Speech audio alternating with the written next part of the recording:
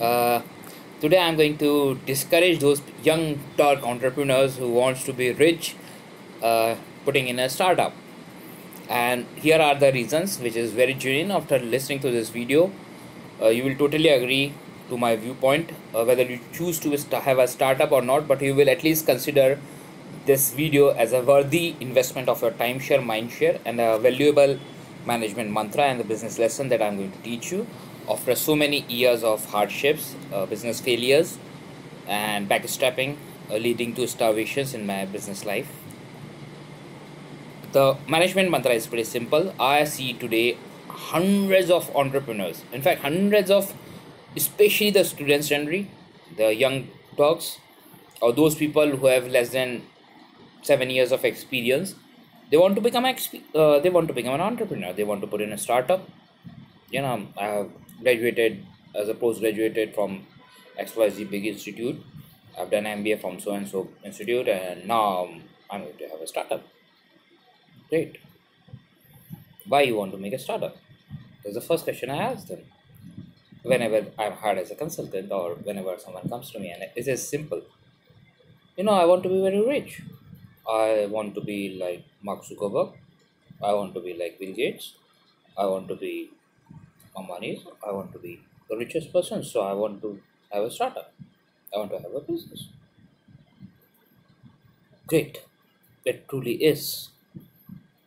Just here are a few things that I want you to focus on. It's nothing wrong to be rich. Even I aspire to be a self-made multi-trillionaire and global business tycoon. But here are a few things that I want you to learn and take in the picture while you are choosing this decision to become a businessman. I will strongly discourage you to be a businessman only and only because you want to be rich. If you want to be rich, there are many alternative ways of making money.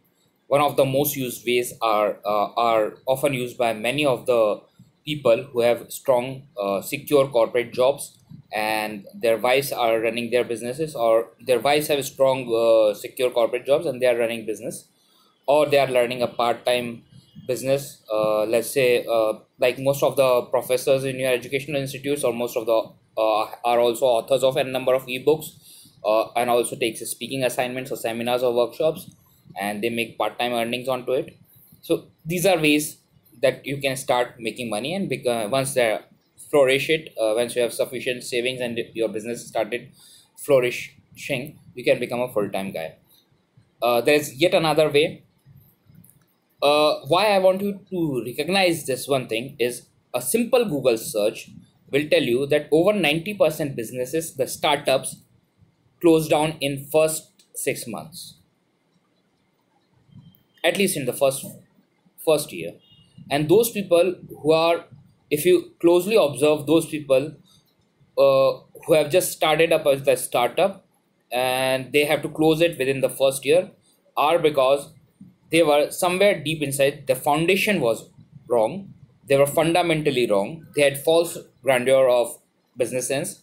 They have false assumptions that okay, they have made a great product or service, and all of a sudden they will business money will be rolling and buyers will be intrigued, and they did not calculate the competitive factors. They do not calculate the backstepping of the team, or the intenseness of the team when uncertainty crops in. And I'm not even if you have the most trustworthy team, even though you have a very supportive family and friends, there are often cases in the startup, because startup is always full of uncertainty. So there are places where the level of support that you get is not acceptable, or is not coming. And especially when the orders are not flowing, or you have a disappointment, or people are rejecting you upfront, or you are wasting time here and there, and that and you get inside a depressive mood. And in fact, I did a little bit more research, and I found that amongst these 90% startups which fail in the first year, majority of them are by young Turks. Majority of them are those people who are either students, just freshers pass out from the MBA colleges or the tech PG colleges, or they are the ones who have less than 2 3 years of 5 years of experience. And it's more or less the same thing. They come back in the same way. It's just like, now I've got money, So I go with the costliest gym, and after 15-30 days, I'm back to the same lazy old routine, and then I will curse the gym. Gym is not wrong in space. Gym and a personal trainer is not wrong. You are not putting in efforts. You are not going systematically. You want to be in the get rich quick race, and that is the trap. The mantra I want you all to focus on, if you accept that this is a reality and you want to correct it, is what I have learned, and now I have corrected myself, fine tuned myself to become a full fledged businessman and a freelancer. Is this simple? Don't go in business only because you have a false grandeur that business is full of money. The reality is business is full of uncertainty. In job, you know that on the first of month you are going to get your salary, and there's a fixed amount you are going to get it, so you can calculate the back end. There are of course a lot of some people doesn't like their bosses or their colleagues. There is always some politics, there is always some internal competition pressure in job, but so is also in business. There is a lot of competition in business. Your rivals will also take advantage of you in the same way, like in any marketing or sales job, there is internal rivalry between different sales teams and things like that. There is always politics, like you have politics in corporate world, there's politics in business too, and coupled with all of this, you still have uncertainty in business world. So in corporate jobs, you still know that if you fight with them, if you're doing your work on first, at least you're going to get a salary, but in business world, that is not there. So even if you know even if you have done a great service, I have got cases where I have done a great service. I've got in the last moment, I followed up a person for over 1.5 year for closing a real estate deal, and every time he was sweet talking and promising. Every time I visited him, he gave me a gala dinner and everything, and all the promises. You are my son, you are my kid, you're just like my kid, and this and that, which made me even more feeling more responsible towards him, giving him the best deal, negotiating in back end with the construction company and things like that. And at the last moment, after 1.5 year, 2 years of follow up, he simply rejected me. He blocked my phone calls on the mobile, and things happen. I've also got cases which many of the businessmen will agree. There's a case of settlement that from a particular client. I made a video, and I had taken the 50% advance payment, and for the rest payment he simply declined. He delayed the payment, and then he declined it. And he blocked my phone numbers, and his security guards were told not to let me in for the collection. So these kind of things, at that time, the only thing that any sensible businessman have to go is, instead of going with the legal cases, go with the settlement kind of thing, and you have to ignore it. So these kind of things are a very normal scenario in most businesses. And most important, any and every business is full of competition, it is full of jealousy, it is full of politics. The relative level might differ, just like most of the jobs. So again, the point, gentlemen, is whenever you are calculating to go inside a business, don't go simply because you perceive that there is a lot of money. The reality is money comes very late. In business, there is a lot of competition, there is a lot of hard work, there is a lot of uncertainty, and if you are able to fight all of that, then the chances are that you might get probably 85-90% of what is expected. There are places where you expect that you deserve let's say $100 per hour for your service or a product, and after, because the competition is so fierce, or there is scarcity or something like that, you have to go down and you have to settle at $75. You have to quote a $75 for that particular product or service, and even then you do not get the contract. So these are the compromisal adjustments that you need to do in business, and that's why I say business is full of uncertainty. So don't go in business because you have a false notion that business have lots of money. Remember that over 90% of startup fails within first year.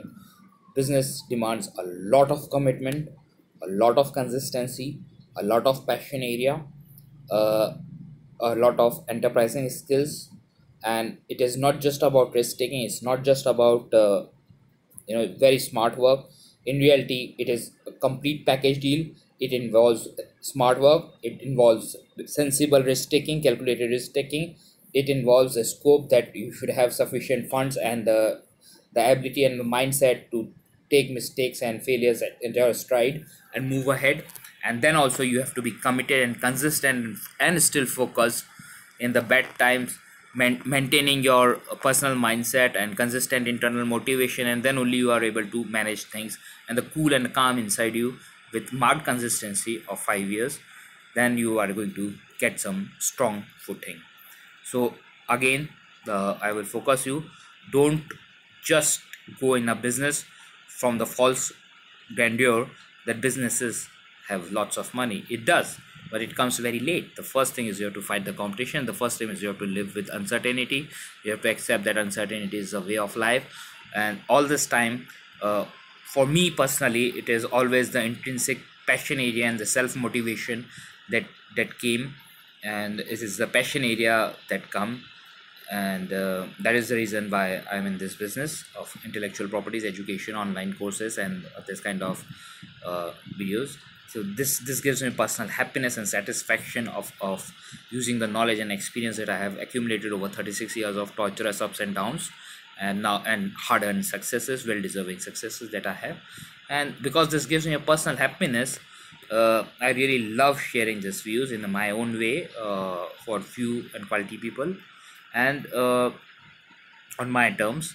And yeah, it gives me a lot of happiness. So at the end of the day, even if I'm not making a multi-million or billion or whatever amount it is, but I'm sailing through, I'm happy with it. It gives me a lot of personal happiness. And yeah, businesses does, but I'm mentally prepared for another 3 to 5 years of hardships and the competition and the uncertainty that will come in this way. So again, I'm not going with a blind. Of course there are financial targets and everything, but I'm not going with a blind lure of the fact that, I'm going to be get rich quick. There's no get rich quick business in the start of the business. So unless you are son of Bill Gates or a big tycoon or Donald Trump, who can at one go invest millions and billions onto you. But in mass majority of the cases, what we are, there's no such thing like a get rich quick. We have to go and make our own way, and it's always a package deal. It is not just about a smart work. It's not just about using your contacts or resources. It's not just about taking risks. In reality, it is a mix of all. It is sensible calculated risk taking. It is relying on your instincts. It is consistency, commitment, sincere efforts, and an assertive mix and optimum mix of all, and maintain it with a marked consistency. So again, bottom line, don't go in business which is full of uncertainty, backstepping, competition, politics, fight back, for the simple reason that you perceive, it's not what everyone is saying, you perceive that every business or startup has lots of money. There are many other ways of making money. Thank you. Hope this mutually profits.